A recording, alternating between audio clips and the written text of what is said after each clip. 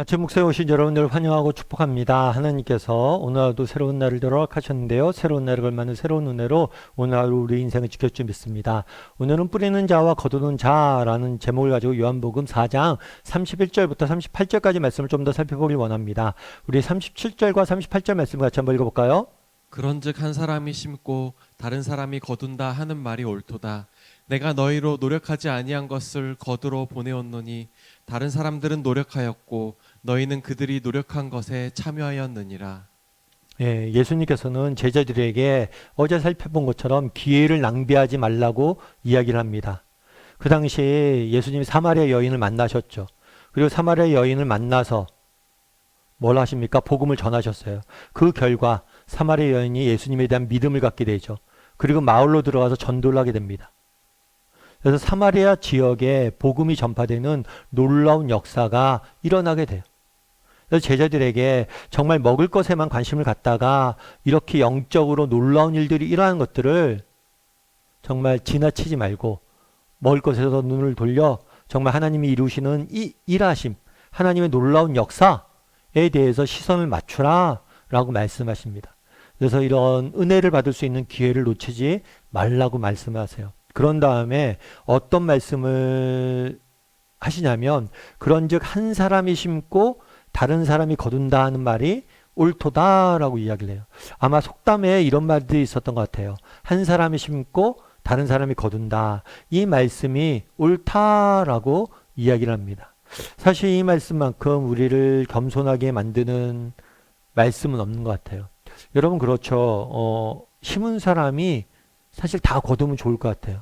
그런데 사실은 그렇지가 않아요. 예를 들면 그런 거겠죠. 한 사람이 심고 다른 사람들이 거둔다는 예는 그런 거겠죠. 여러분 우리 일제시대가 있었잖아요. 일제시대 때 우리 조선의 독립을 위해서 얼마나 많은 사람들이 수고했습니까? 얼마나 많은 사람들이 노력을 했어요.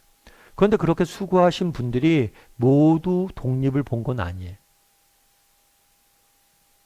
정말 그 사람들은 독립을 못 보고 죽었을지 몰라요. 하지만 그들의 수고로 인해서 뭐예요? 다른 사람들이 독립된 세상 속에 살아가잖아요. 우리도 마찬가지잖아요. 정말 우리가 가끔 제가 말씀드리지만 우리가 정말 대한민국이라는 나라에 태어나서 감사하죠. 정말 만약에 우리가 아프리카에 이름 모를 정말 그런 나라에 태어났다고 생각해 보세요. 가난과 질병이 가득한 나라에 태어났다고 생각해 보세요. 여러분들이 아무리 똑똑해도 지금의 모습으로 살 수 없어요. 우리가 대한민국이라는 좋은 나라에 태어났기 때문에 우리가 뭘 하는 거예요? 우리가 복을 누리며 사는 거예요. 그래서 그런 거예요. 그런데 이 대한민국을 만들기 위해서 우리가 노력해서 대한민국이 됐습니까? 아니죠. 많은 사람들이 수고했기 때문에 그런 나라에서 우리가 태어나서 누리고 있는 거예요. 우리 예를 들면 아이가 태어나도 마찬가지죠. 여러분 아이가 태어나면 이제 아빠가 그러죠. 아이한테 아빠란 얘기를 듣길 원하잖아요. 그래갖고 아빠 해봐, 아빠 해봐, 아빠 해봐 이래요. 근데 아이가 아빠라는 말하기 전에 아빠 해봐, 아빠 해봐, 아빠 해봐를 몇 번 들었을까요? 수십 번, 수만 번 들었을 거예요. 그제서야 나중에 뭐예요? 아빠라는 말을 하는 거예요. 여러분 아이가 말 한마디 하는 것도 부모가 엄청난 수고를 해서 말 한마디 하는 거예요. 말만 그렇습니까? 아니에요. 정말 오늘 내가 이것을 살아가는 것은 정말 많은 사람들의 수고의 산물로서 우리가 살아가는 거예요. 그럼 어떻게 해야 돼요?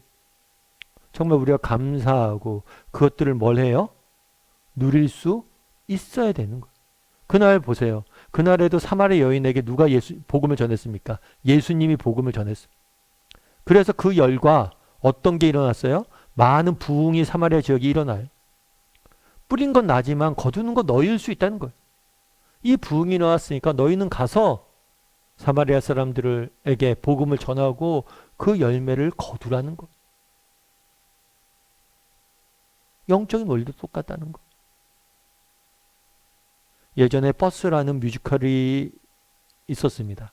그 뮤지컬의 내용은 그런 거예요. 어떠냐면 버스 기사가 있어요. 버스 기사가 있는데 버스 기사가 이렇게 승객을 태우고 버스를 타고 가고 있었어요. 그런데 이 버스의 브레이크가 고장난 거예요. 승객들은 몰라요. 기사만 알아요. 어떡하지? 그래서 꼬불꼬불한 길들을 지나서 정말 위험한 길들을 지나서 이제 가고 있었어요. 근데 저 앞에 보니까 건초 더미가 보이는 거예요. 아 그래, 저 건초 더미에 부딪히면 그래도 아무도 다치지 않고 뭘 할 수 있겠다, 버스를 멈출 수 있겠다 생각이 들었어요. 그래서 건초 더미를 향해 갑니다.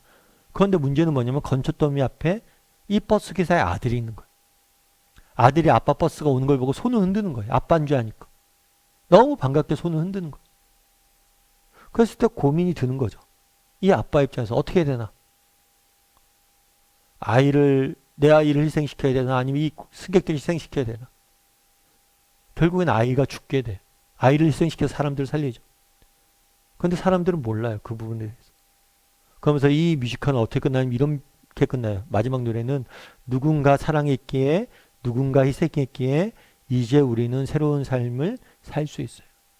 여러분, 오늘 누군가가 우리를 사랑했고 누군가가 희생했기 때문에, 누군가가 뿌렸기 때문에 오늘 우리가 새로운 삶들을 살아가는 거. 영적인 것도 마찬가지죠. 정말 내가 예수를 믿는 거 그냥 믿는 거 아니에요. 누군가가 우리를 위해서 수고했고 땀 흘렸고 눈물 흘렸고 기도했고, 정말 100년 전에 정말 이 이름 없는 조선 땅에 수많은 젊은이들이 와서 순교의 피를 흘렸기 때문에 우리가 이렇게 예수 믿고 이렇게 누리고 새로운 삶을 사는 거. 신앙도 마찬가지고 삶도 마찬가지. 그래서 우리가 늘 뭘 해야 돼요? 이 누군가가 사랑했고 희생했기 때문에 우리가 오늘 살아가는 거다. 이 사실을 잊으면 안 돼. 그래서 우리가 늘 어떤 삶을 살아야 돼요? 겸손하고 감사하는 삶을 살아야 돼. 정말 우리가 안에 정말 겸손하고 감사하는 삶이 잊혀져 있진 않은지 돌아보게 해야 되는 거예요. 뿐만 아니라 정말 우리도 뭘 할 수 있어야 돼요? 뿌릴 수 있어야 돼. 우리가 당장 우리 때 모든 것이 걷어지면 좋겠죠. 하지만 그렇지 않아요. 하지만 우리는 여전히 뿌릴 수 있어야 되는 거예요. 우리가 겸손하고 감사했다. 그럼 우리가 나타낼 게 뭐냐면 뿌리는 거예요. 정말 우리 복음을 전하는 것도 마찬가지죠. 당장 내가 복음을 전해서 열매가 안 나타날 수 있어요. 하지만 그럼에도 복음을 전하고, 정말 우리 자녀들 섬기는 것도, 우리 가정을 돌보는 것도, 정말 오늘 열심히 수고하고 했었는데 당장 열매가 안 나타나요. 직장에서 당장 열매가 안 나타나요. 그럼에도 불구하고 여전히 뿌릴 수 있어야 돼요.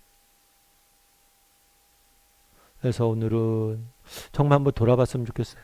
정말 예수님께서 그날에 심는 자와 거두는 자가 따로 있다라고 이야기했는데, 정말 우리가 있다 오늘 이렇게 많은 것들을 누리는 것은 누군가가 우리를 위해서 심고 수고했기 때문에, 그것들에 대해서 우리가 얼마나 겸손히 감사하는 삶을 살고 있는지 한번 돌아봤으면 좋겠고, 그리고 비록 우리 때 많은 것들을 거둘지 모르지만 정말 믿음을 갖고 뿌릴 줄 아는 사람이 되게 달라고. 누군가는 다 거두게 하실 거예요. 그런 믿음을 가지고 뿌릴 줄 아는 사람이 되게 달라고 오늘 말씀 기억하면서 그런 사람이 인지 한번 돌아보고 그런 사람이 되기를 소원하는 또 오늘 하루의 삶들이 되었으면 좋겠습니다.